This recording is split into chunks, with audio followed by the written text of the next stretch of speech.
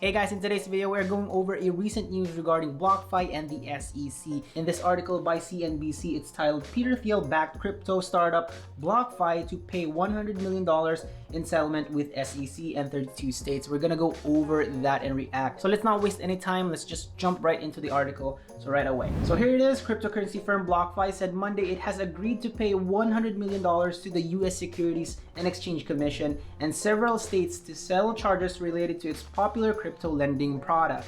BlockFi, which is backed by Silicon Valley investor Peter Thiel, touts itself as a bank-like platform for crypto users. The company offers a popular savings product that lets clients accrue interest on their digital currency holdings. BlockFi advertises annual percentage yields as high as 9.25% on its website, much higher than the average savings rates on offer from incumbent financial institutions. The firm says it is able to offer such rates as large institutions investors are willing to pay more to borrow the deposits. Bitcoin and other digital assets are not regulated, however, and authorities have grown concerned by a lack of oversight for crypto-related services that more closely resemble traditional financial products that are regulated. The SEC said Monday it had charged BlockFi with failing to register its retail crypto lending product, which is called the BlockFi Intereset Accounts, and with violating the registration provisions of the Investment Company Act of 1940.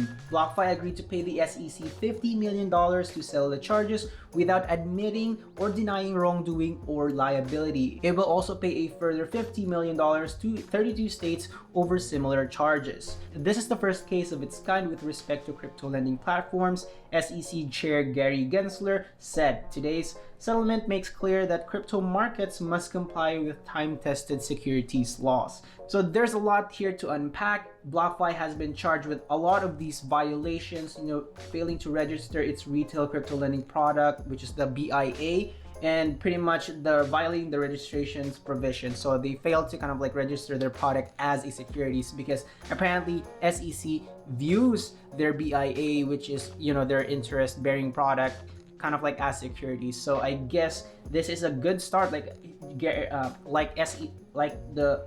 Gensler said here, that it is a very first of its kind crypto lending firms or any crypto firms here in the US or who at least are doing business in the US must comply with the law. Following the settlement, BlockFi said US customers will no longer be able to open new interest accounts with the firm. Clients can continue receiving interest on their existing holdings but cannot add new assets to their accounts, the company said. BlockFi says it is now applying to register with the SEC to offer a new crypto savings product called BlockFi Yield. The company added it intends to eventually move existing US users over to the new service unless they decide against it. BlockFi said the move provides regulatory clarity for the industry. From the day we started BlockFi, we have always known that strong engagement with regulators would be critical for the adoption of financial services powered by cryptocurrency, BlockFi CEO and founder Zach Prince said in a statement. Today's milestone is yet another example of our pioneering efforts in securing regulatory clarity for the broader industry and our clients, just as we did for our first product, the crypto-backed loan, he added. The SEC also issued a warning to other crypto lenders that offer services like BlockFi's, with Gerber S. Gruel, director of the agency's enforcement division, saying they should take immediate notice of today's resolution and come into compliance with the federal securities laws. The watchdog is reportedly scrutinizing Celsius, Gemini, and Voyager Digital as part of an inquiry into crypto lending practices, according to Bloomberg. All three firms said they are cooperating with regulators. Last year, Coinbase shelved plans to launch its own interest-earning crypto product after the SEC threatened to sue the company. The crypto exchange's CEO, Brian Armstrong, got into a public spat with the watchdog, accusing it on Twitter of sketchy behavior. Founded in 2017, BlockFi has raised a total of over $500 million in venture funding to date, according to CB Insights data, and was last privately valued at $3 billion. So there you go. That is the entire article from CNBC. Not a lot of specifics into it, but it's more of just like a summary of what the SEC has pretty much done. I was actually looking at this statement, the very first statement right here. It says, the following the settlement, BlockFi said US users will not be able to open new interest accounts with the firm. And this is quite a very big thing as well, because a lot of people have been using BlockFi as sort of this safe investment vehicle for cryptocurrencies. So instead of like putting your extra money in some sort of savings account with a traditional bank, which will earn you less than 1%, at least with BlockFi, you're earning your cryptocurrencies probably in Bitcoin, which personally I do have like my BIA with BlockFi, and I've been using them to get some more Bitcoin through their Intereset accounts. And when I actually heard about this news back then in 2021, I was kind of like sad because there's like a lot of issues revolving around BlockFi, and I was very worried that this company might go under, and the SEC or any other regulators would actually chase them and basically just like put the company on the ground. And throughout 2021, I was really happy though that they were actually in talks with these regulators. I think it was just last month that they kind of like extended their agreement with the SEC, I believe, or it was with the New Jersey state. I'm not sure what it was, but they kind of like extended some sort of agreement so that they can actually talk more and go over some more specifics about how they can actually proceed without leaving us, the consumers, behind. Now, personally, I am not opposed with what happened here with BlockFi.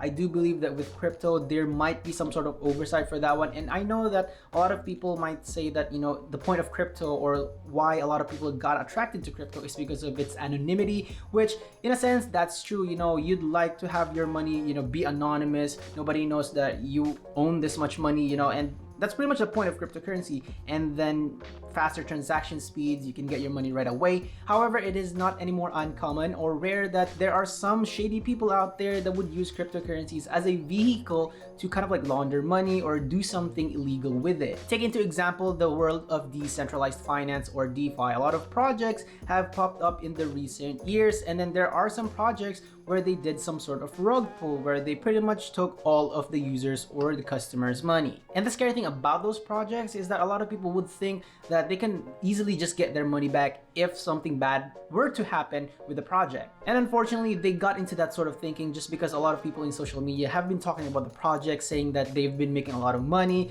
it's safe, and all that stuff. But anyway, I also want to show you the press release of the SEC, which is pretty much the same title. BlockFi agrees to pay $100 million in penalties and pursue registration of its crypto lending product. So I want to just scroll right over here, which is on this part right here. Oops, this part right here, which is pretty much like, according to the SEC's order, from March 4, 2009 until today, BlockFi offered and sold BIAs to the public. Through BIAs, investors lent crypto assets to BlockFi in exchange for the company's promise to provide a variable monthly interest payment.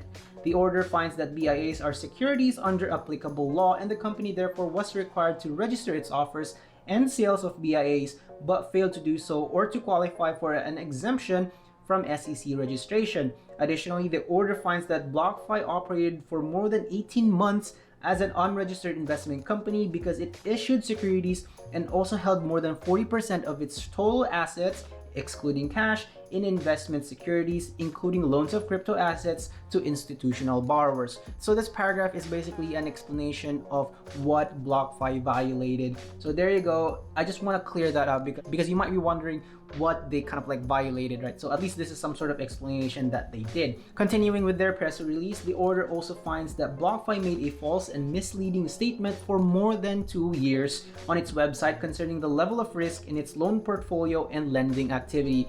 And I believe this line right here is talking more about their crypto loans, obviously, and all about the LTV. And personally, I don't understand much about their lending activities. And even like the lending thing, I haven't really tried it at all. So I didn't really try it because, why would I try something that I barely understood? Because certainly I don't want to lose my money if something really happens. All I really know about crypto loans are all those leverage positions, LTVs, all that stuff. I kind of know what they are, but I never really tried it. So just to finish their press release, without admitting or denying the SEC's findings, BlockFi agreed to a cease and desist order prohibiting it from violating the registration and anti-fraud provisions of the Securities Act and the registration provisions of the Investment Company Act. BlockFi also agreed to cease offering or selling BIAs in the United States. And I also kind of forgot to mention that there is actually a part here which I believe is important. It further demonstrates the Commission's willingness to work with crypto platforms to determine how they can come into compliance with those laws.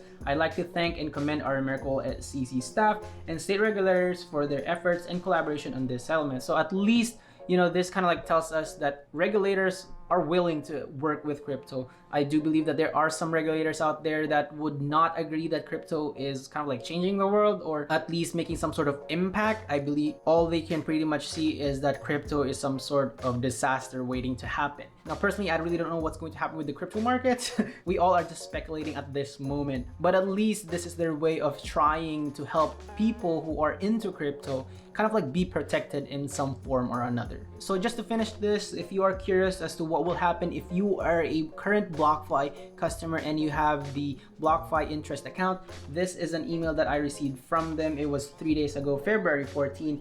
David read today, Zach and Flo shared a regulatory update. As a result of this much needed regulatory clarity, we wanted to alert you to updates, blah, blah, blah. So what will happen with my BlockFi Intereset account? You will still have your BlockFi Intereset account, or BIA, and you will continue to earn crypto interest, which will be deposited monthly in your BIA. However, you cannot add funds anymore to your BIA as it states here. BIA clients based in the United States may not add further assets into their BIAs.